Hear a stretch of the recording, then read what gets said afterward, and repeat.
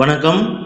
இந்த பதிவில் நம்ம டிஎன்பிஎஸ்சி ப்ரீவியஸ் இயர் கொஸ்டினில் கேட்கப்பட்ட 3 எக்கனாமிக்ஸ் கொஸ்டின் பார்க்க போகிறோம். முதல் கேள்வி பாருங்க, இந்தியாவில் வறுமை தொடர்ந்து நீடிக்கிறது ஏனென்றால் என்ன காரணம் அப்படின்னா, உயரும் விலைவாசி, அதிகரித்து வரும் மக்கள் தொகை, வேலைவாய்ப்பின்மை, இது எல்லாமே தான் இந்தியாவில் வறுமையை தொடர்ந்து வருவதற்கான காரணம். அப்போ ஆப்ஷன் டி தான் கரெக்டான ஆன்சர்.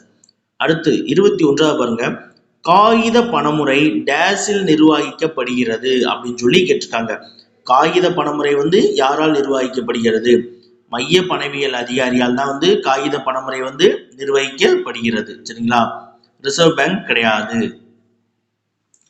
அடுத்து பாருங்க, சர்வோதயா திட்டம் இவரால் உருவாக்கப்பட்டது. சர்வோதயா திட்டம் நமக்கு தெரியும், யாரு? ஜெயபிரகாஷ் நாராயணன் 1950 சர்வோதயா திட்டத்தை வடிவமைச்சிருப்பாரு. காந்திய திட்டத்தை அடிப்படையாக கொண்டதுதான் சர்வோதயா திட்டம். நன்றி.